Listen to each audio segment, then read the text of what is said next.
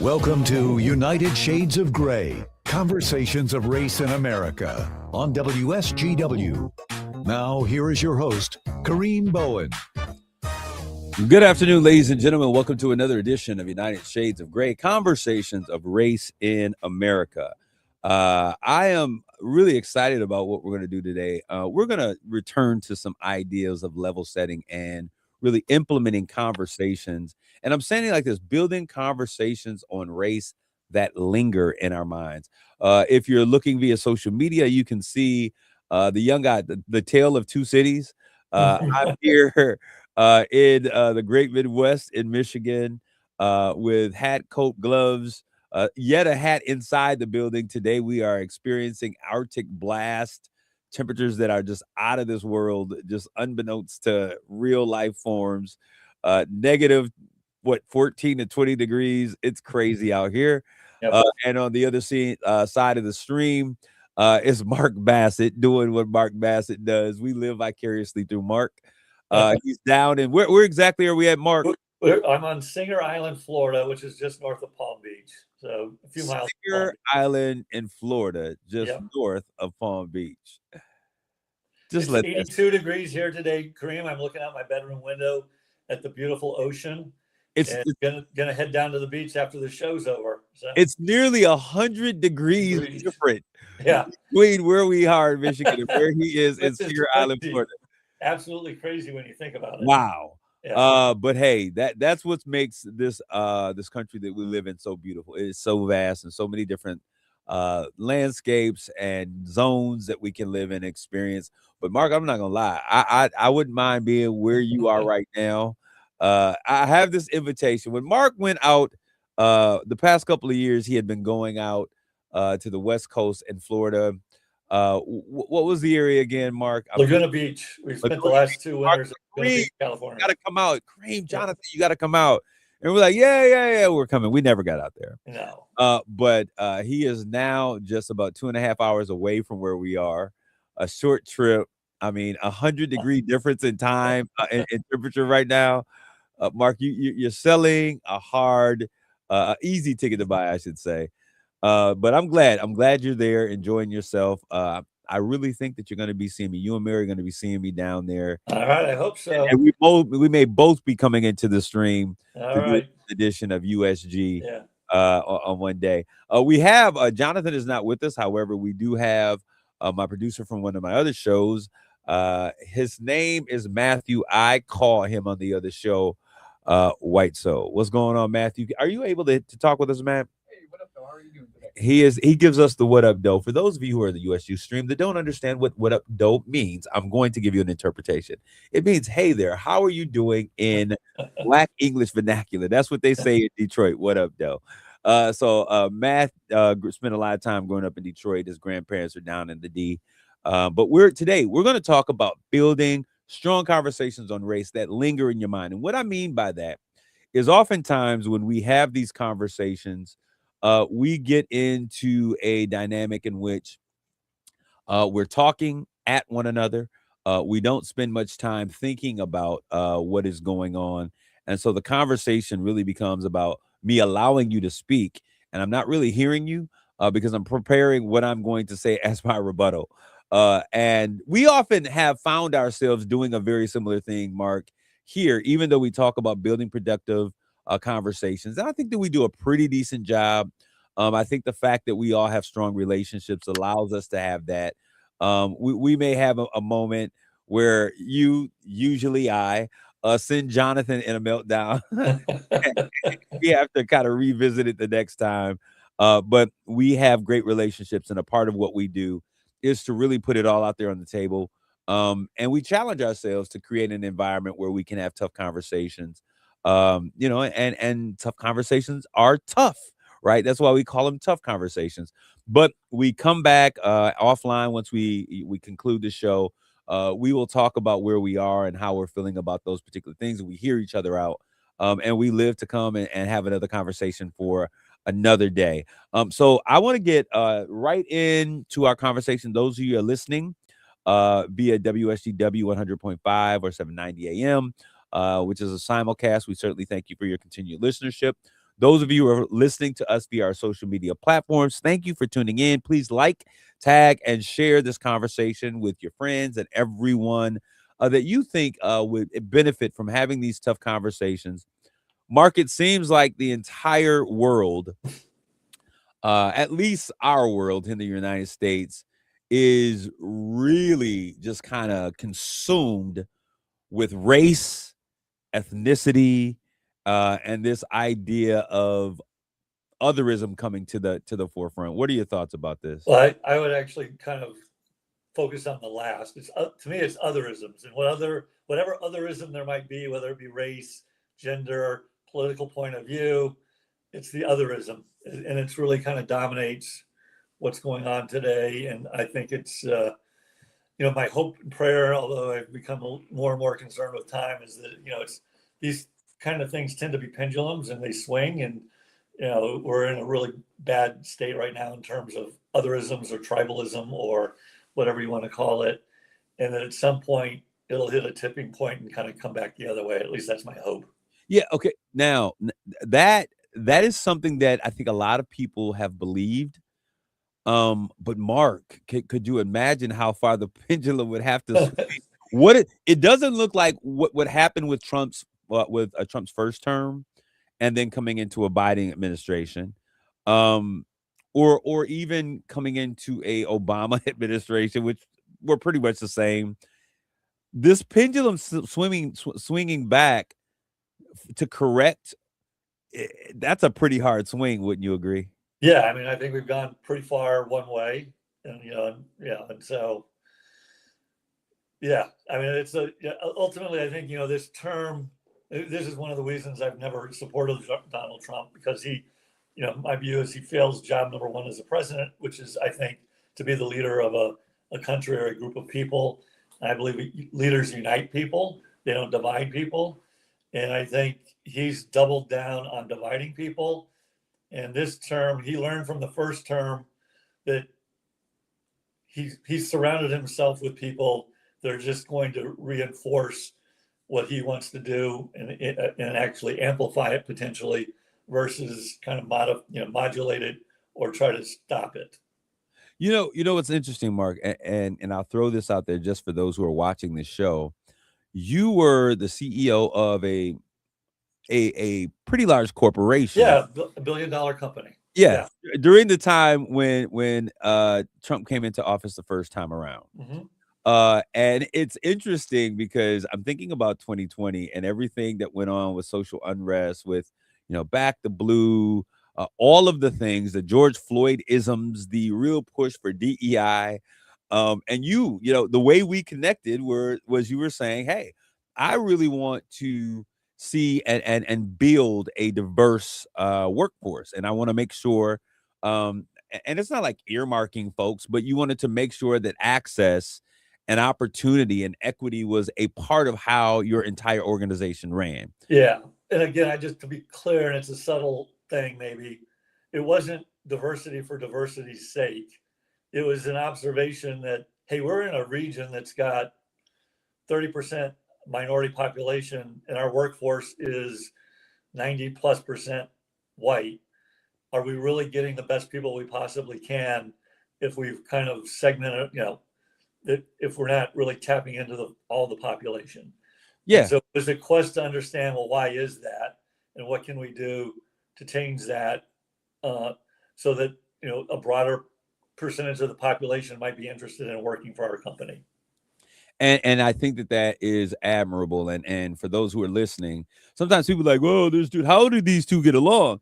But that was the premise by which our conversations, our relationship, our connection started.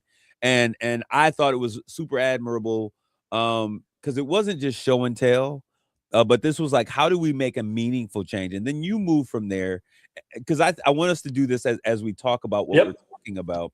You move from just your business, your company that you represented, bringing them into a place where you were opening up, like, how do we really build a diverse workforce that looks like the communities in which we live, right? Right.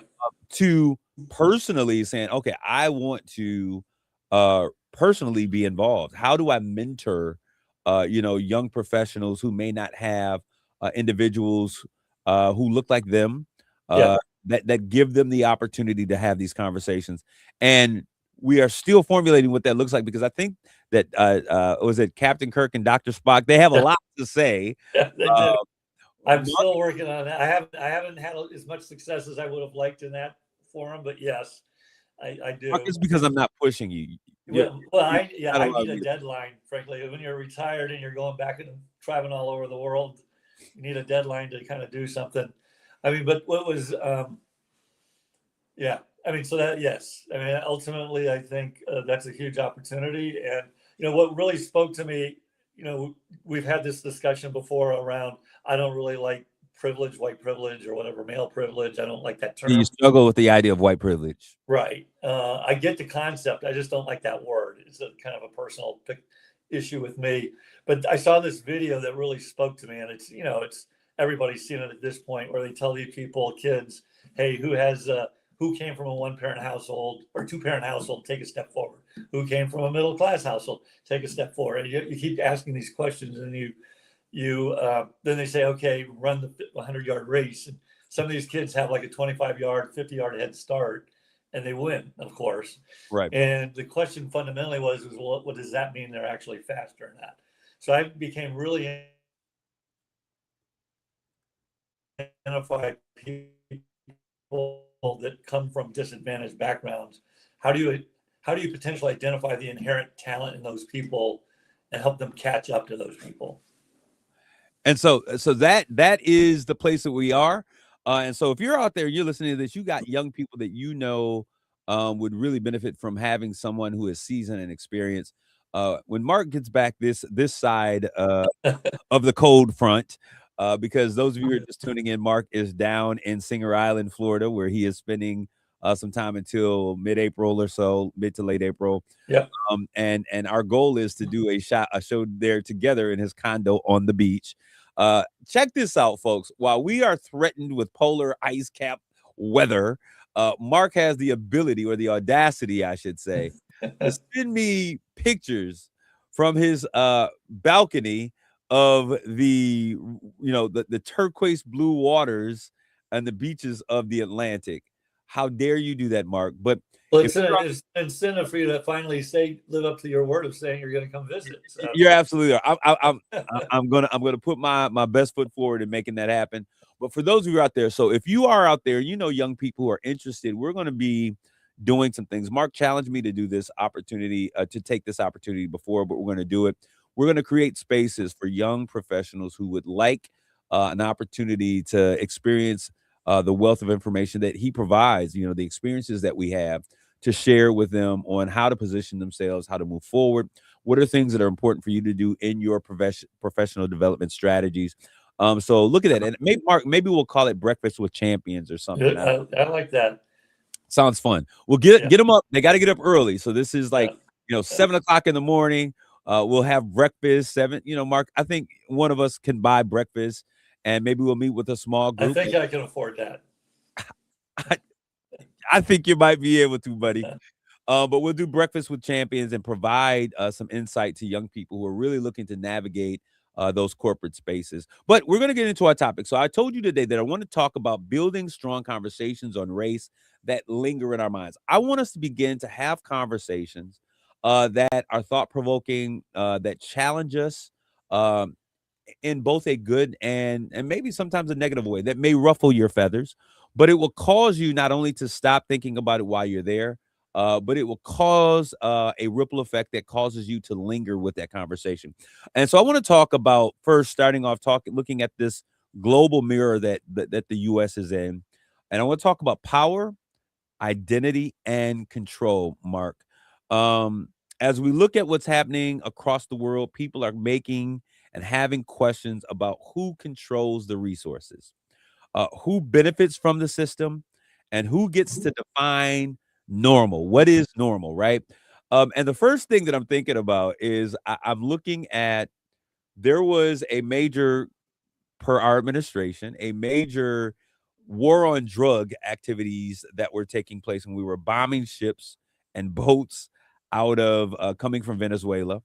Our president then went in, and this is crazy because it's almost like a movie. Went in the dark of night, turned the lights out, seized a President Maduro and his wife from Venezuela, and now has, in essence, said that he's going to run the country until further notice. There is a vice president, I think, that is kind of ascended to the throne. He has said, "Okay, we want her to stand." But not only that, has now taken the natural resources as we talk and have these conversations of race. Mark, why are you smiling?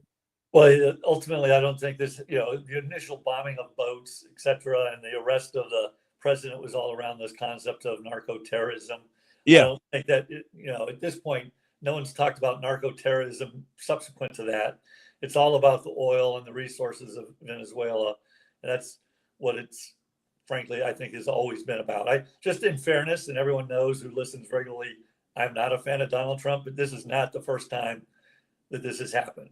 Manuel Noriega, the same thing happened to, but when under President Reagan. So this is not the first time it's happened, but certainly an extraordinary event. And I'm glad you said that. My conversation about how we were meeting in the 2020 was about the fact that you were in that point, you're a Republican at that time. Yep. And you're, looking for this election, trying to figure out what's going on. Number 45 becomes the candidate at that point. And you were like, I can't vote for this guy because his values don't align with my values. Well, I didn't vote for him the first time. My fundamental decision was the first time I ended up voting for an independent because I couldn't, in good conscience, I didn't think vote for Hillary Clinton either. But then in my view, presidency was so bad, I felt like I couldn't waste my vote and vote for an independent. So despite the fact that I could have never envisioned myself in my whole life ever voting for a guy like Joe Biden, I voted to really as a protest against Donald Trump. Mark, when you look at where the party is now, I mean, surrounded by a bunch of sycophants, nobody saying no, complicity, being complicit in every decision by not saying anything. Yeah. And when you're silent, many people think that silence doesn't have an impact, but it means that you are, surrendering your authority or your power. Yeah. What do you see is happening right now? Will anybody, because it looks like we have these moments where someone's going to rise up and say something and then nothing happens. What do you think we're moving into? Well, ultimately the Republican Party is done. It's really not the Republican Party anymore. It's different. And I think they actually prefer not to be called Republican. They want a different name or whatever. It's one in which he controls everything. I think, as I've said before, and what do I know? I'm not a historian. I'm not a political expert. But when it's all said and done, I don't think history will be kind to Donald Trump. I actually think but ultimately Donald Trump is who he is. We saw who he was in 2016, and that's that. And I think, to me, the bigger disappointment are the Republican congressmen and senators that refuse to actually fulfill their jobs and just and they're all in essence afraid. They either are forced to resign or quit because they've decided, like, I can't be a part of this anymore, or they just want to keep their job and they say nothing. But no one actually takes a stand other than at the very beginning, Adam Ketzinger or whatever his name was. Ketzinger, yeah. And McCain's daughter. A few of them took a stand against this. Chris Christie, but he was on the outskirts already. Yeah, right. And so, I think what's got to happen is ultimately a change in the, Democrats going to have to win for this to kind of swing back the other way. It'll be interesting to see what happens with the quote unquote MAGA movement once, Donald Trump's no longer around. I think people have already talked about, beginning to see factions. You've seen like Marjorie Taylor Greene, who would have ever guessed Marjorie Taylor Greene would now be an outspoken critic of Donald Trump. Who would have ever guessed that? Yeah, her words exactly. I am not MAGA. I am America first. Yeah. That is a major separation there. And so I think that's important. But I want to get back to this concept or this idea of this global mirror that we're looking at. And I talked about power, identity, and control. who controls the resources?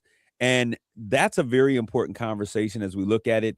And most people say, what does this have to do with race? And to me, when depending on how your life has positioned you, will really make a big difference in how you see things.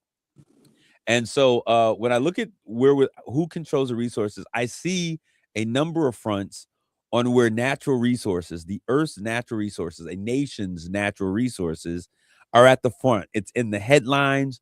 We were talking earlier about Venezuela and what's taking place. You say, hey, this was not about narco terrorism. This has always been about oil, right? What's interesting is most people don't understand that Venezuela has beneath its surface more oil than we see in Saudi Arabia, when we think of Saudi Arabia, we think oil, right? But they have the things that are necessary in order to get this oil from the ground. Those are the things that are challenging for Venezuela. But when we look at how much oil is there, we look at what's going on.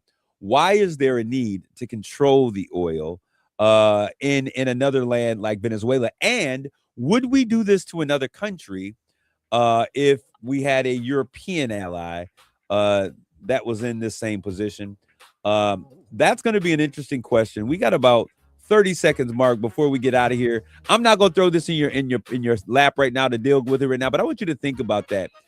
Would the country that possesses that oil, if it were a nation, a European nation, if it were a Germany, if it was an Ireland, any of those nations that are not typically South America or even African American. We'll talk about Africa, not African America, but African countries as well, as we talk about this battle over the resources of a country. Does it matter who controls them and what happens?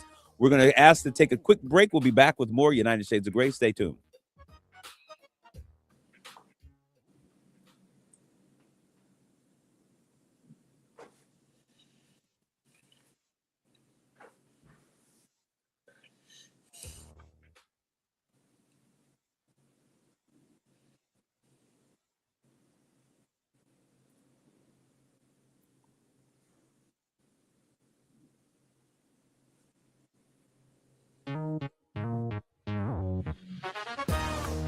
You're listening to United Shades of Gray on WSGW.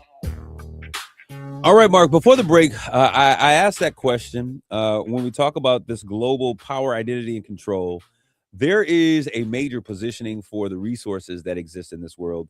We were talking about Venezuela. Would we have gone into a European country if narco-terrorism was a thing? Considering, I mean, why did we not do this in Mexico? Or why did we not do this?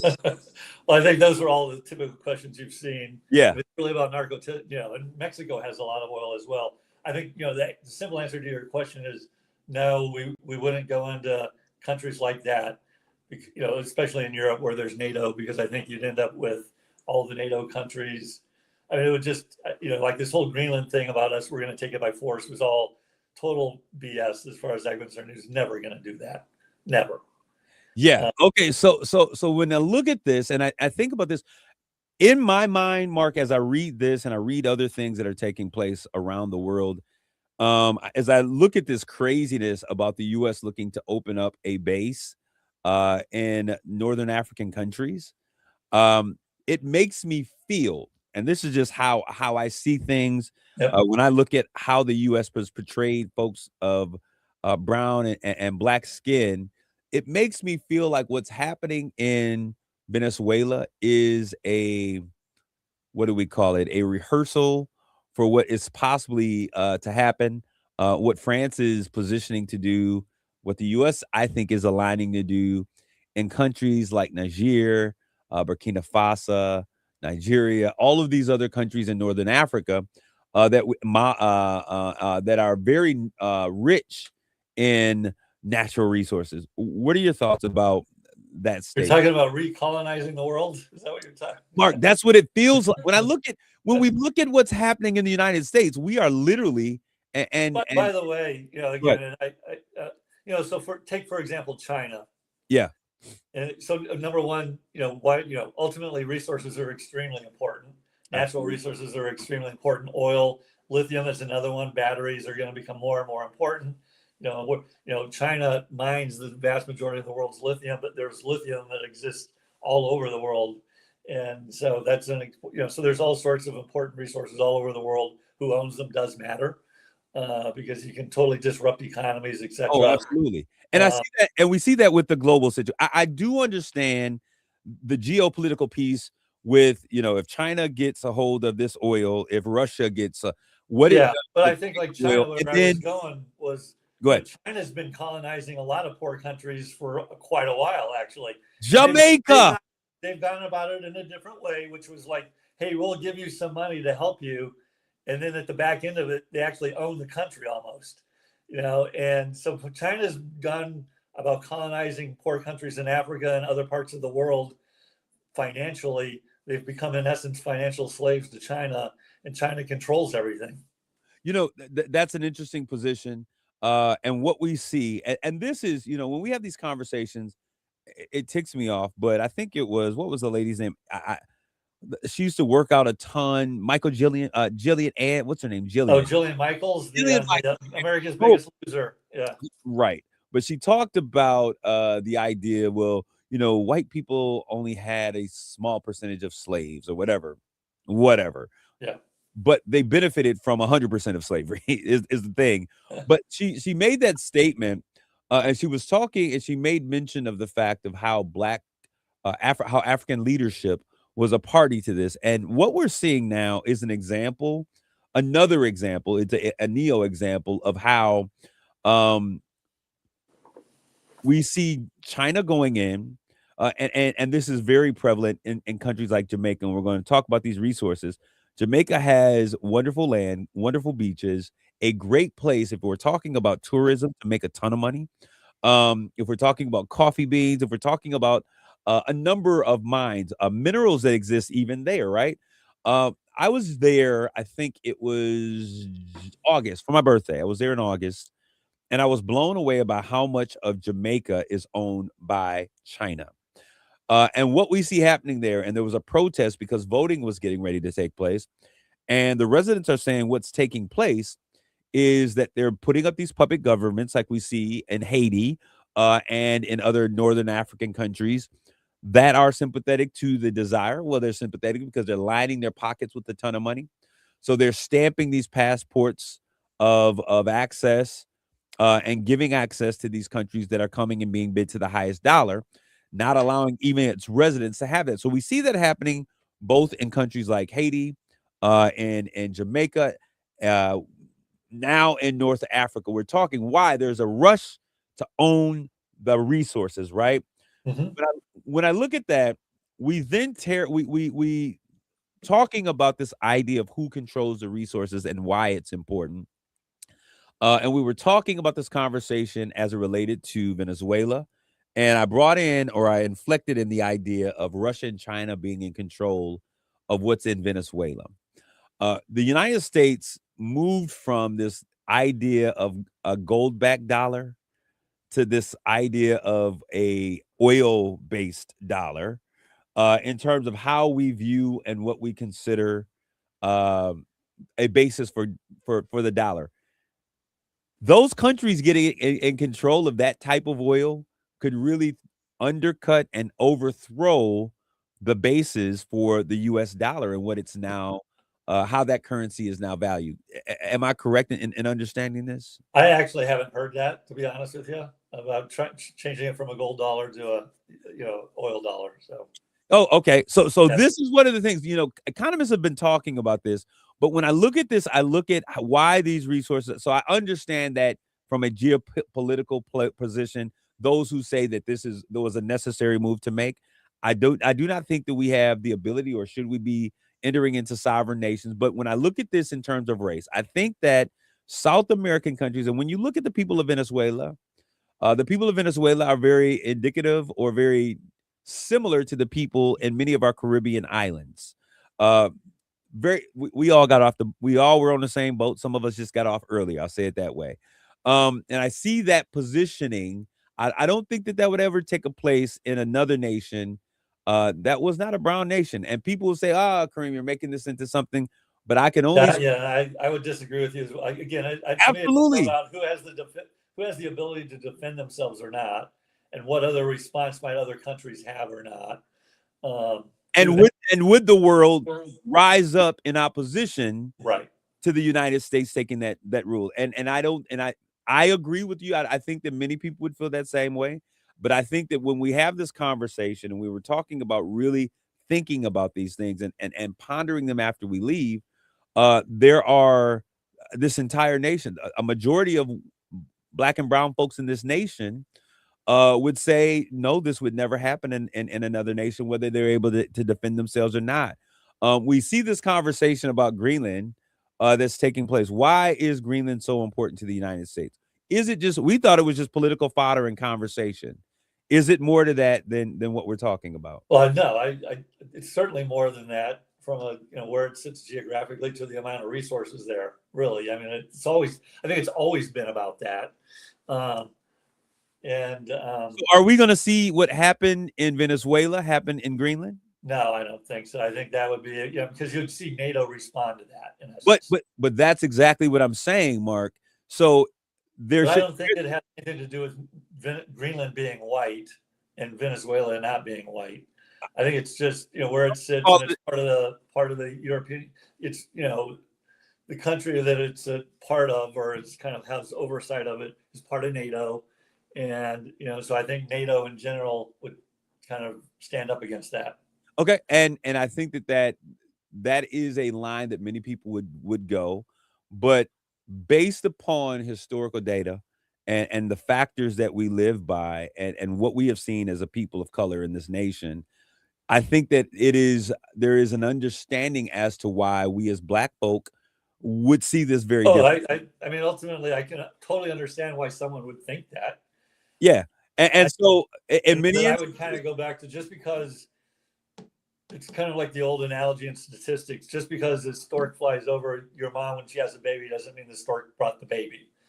And so these countries that look like this tend to not have a lot of allies, certainly not allies of strong military or economic might. And so they're kind of easy, they're kind of isolated and not part of a bigger, stronger union.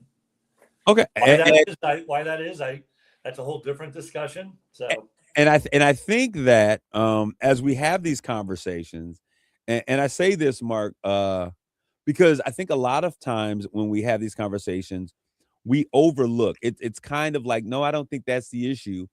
But really, if you have been a person who has been subject to these types of things, if you've seen these things in these communities, when we talked about all of the things that have happened in other nations, I don't think that this is going to happen in Greenland the way this happened in Venezuela. But as I was saying, because there is a need for positioning, and sometimes the natural resource can just be the land, right? When we talk about fresh water, when we talk about all of these things, these nations, people gave thousands and thousands of lives for a tiny island in the Pacific because it was a strategic location in the advancement of a battle. And so it could be just as simple as land. So as I look at these things, Mark, and I look at all of the protests that are taking place, I look at what I consider an economic revolt in Africa. It's interesting, and I said that I think that it is a run or a preview of what I think. Everyone sees what's taking place in Northern Africa if we're paying attention. Their decolonization, or their attempt to decolonize Africa. We were talking about the recolonization, but they're attempting to decolonize. And what I mean is that when slavery stopped in these places, European control did not. So where the Dutch were, where the French were, where the U.S. And Brazil and all of these other nations that are out there. What's the country that's right next to Spain? I'm losing. They started the entire Portugal. When these nations, when slavery ended, their control of those lands, they didn't say, okay, we're stopping slavery, we're giving you back your land. But slavery ended, and they continued through an economic slavery by owning the minerals and the rights to these lands, and not sharing the wealth of those lands, but taking the wealth of those lands should have been owned by the people of those lands, farming and mining the diamonds, the golds, the uranium, the silver, and sending it back to be a part of the wealth structure of their European nations. So when we look at this and we look at countries like Burkina Faso and Traore, who has been designated, and we talked about him briefly another time. Yeah. Now, most of of these countries no longer exist as colonies. There's independent countries in theory with under their own rule and their own laws. Well, come on, Mark. Is it really under their own rule and their own laws? I think so. In most of the cases, I think it is. Technically. But there's no. Now the question is are they corrupt and are they controlled by somebody else? That's it. Question. Yeah. And so oftentimes, so even though France is leaving, or and they're being kicked out, and we see all of these different things that are happening. We see the U.S. being put sanctions on who can come and who can go. What's interesting to me is that the depiction of what we see of Africa in the United States of America is we see, Sally Struthers in the 80s with the big bellies and the kids flying with, we see those outlying places, feed a hungry child, that there's no growth there is poverty and all of these things. But the reality is that Europeaners who are wealthy, they vacation in Africa. They do. It's a great place to take it. I've never been for a vacation. I've actually never been to the continent of Africa. I've heard great things. So, well, Mark, I think that we need to plan a trip to off the coast of Kenya. There's a country over there by Tanzania. As one of my Kenyan friends say, Tanzania. From in Tanzania. One of my son's best friends from college, his parents, they're Ethiopian, and they own the largest resort chain in Ethiopia. Maybe we can go there and put in a plug for them or something. And I think that but my point to this is that we push an image of what Africa and the cradle of civilization looks like, yet we understand that there are reasons why France and the U.S.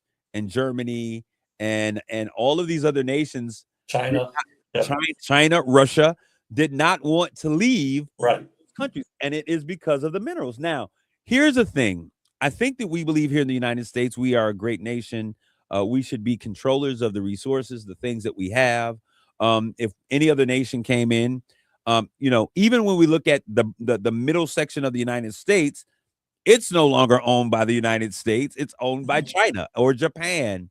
When we look at our meat industries and the things, but the U.S. has received a benefit because they were able to sell those things to those countries. When is it problematic for a nation like a Burkina Faso, and Traore is over there trying to create a United States of Africa? Why is that so problematic to other nations around the world, in particular European nations? Well, I mean, I'm not that familiar with that situation in the history. I've read a little bit. I mean, the problem would be that what you talked about. All of a sudden, they potentially no longer have access to the resources there, and they might align with somebody else, China and Russia, who they don't consider to be allies, and give those countries access to what they once had access to. And so we understand that the old mighty dollar, it's the greenback that makes the world go round, right? So in my opinion, and in my humble opinion, one of the things that I think is that when it does not benefit the U.S. or other nations to come in and to fight and to surrender and to protect, they don't. And so my fear is, we saw bombing in Nigeria on Christmas Day because we're fighting for the protection of Christians. But we have those same issues of Christians being persecuted here in this nation and in other nations around the world. But we're not entering those countries in the same manner. And so when I said that Venezuela to me was a act 1 of an act 2 that would soon come, and I look at the natural resources, and there's been much conversation about this idea of Africa uniting itself and kicking out the colonizers, and taking on and creating their own money, their own dollar, the Afro dollar or whatever it would be called, and using the resources of Africa for the people of Africa. That is something that is not a benefit to European nations. We lose the benefit of the money. It was, I think, estimated that if France completely loses the benefit of what they receive from the natural resources in Africa, they would immediately become a third world country. That's I have no idea, to be honest with you. Yeah. I just don't know. I find that a little hard to believe, but maybe it's true. Yeah. What would be the natural resource that France uses? I mean, tourism is their thing, I would imagine. Yeah, well, that I can't imagine tourism, a lack of tourism in Africa driving a country like France into bankruptcy. No, not tourism, natural resources. Yeah, So I don't know what natural resources France is getting from that region. I really don't. yeah, maybe I'll give, because I was reading through there and they were talking about how uranium, which powers, they were talking about gold and they were talking about silver. They also the issue of what was the other resource? I know oil was there, but these resources are quite valuable.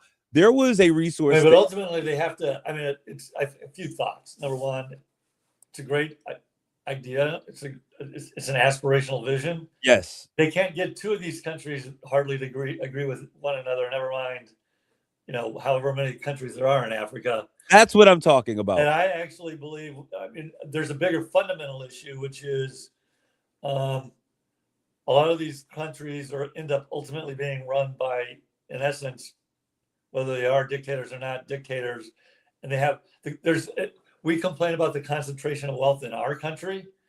The concentration of wealth in those kind of countries, it's literally in a few people. And so, Mark, you're going right to the point that I'm making. I think that Europe has a vested interest in the destabilization of real government in Africa, and they are, in essence, there was a plan that was started just recently of the assassination of the president of Burkina Faso. Mm-hmm. This individual was the former leader of Burkina Faso, who is heavily backed by France. When they have weak leadership, when they cannot govern themselves, it benefits nations who benefit from their inability to protect themselves. Mm-hmm. And so I think that the destabilization and even the pitting against one another is a part of the plan. I see that here in the United States. When there is a contingency of Black folk that come together with a solid mind that we're going to do this, not that we are anti-white, but we are going to be pro-Black in our efforts and build together. There is the picking. We'll take the one that has a little bit of education and we'll give him, in essence, a pass into white America. And we'll make him feel as though he's one of them. And he becomes the ire of his community and he is paid. I see a Stephen A. Smith. That's a whole nother conversation. Who is being really? Wow. Absolutely. That's a whole show on that one. Okay. And we'll let's have the conversation. But we see leaders like that who benefit from being given access to what is considered whiteness, and their role is to really be the voices of dissent upon their own people. Right. And I see that I don't doubt that happens. I don't doubt that for a minute.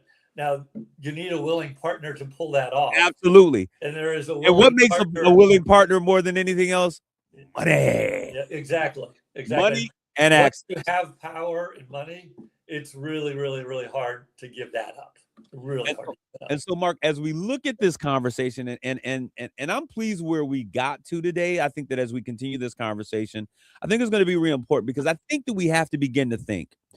If we are Americans, whether you're Black or white, we have to think, why is the United States so involved in some of these places? We said that we were going to shut down wars. We were going to, America first. And in my opinion, these things that are happening, though they're on foreign soil, I think that they are a part of the concept or the idea of America first. Are these the things that we hoped or were thinking that we were going to see? Well, I think most of his core base would never have guessed we would have invaded a country and removed their leader. It's not what they believed in. So no, absolutely. But we see this as America first as it relates to big business, to the very, very, very rich.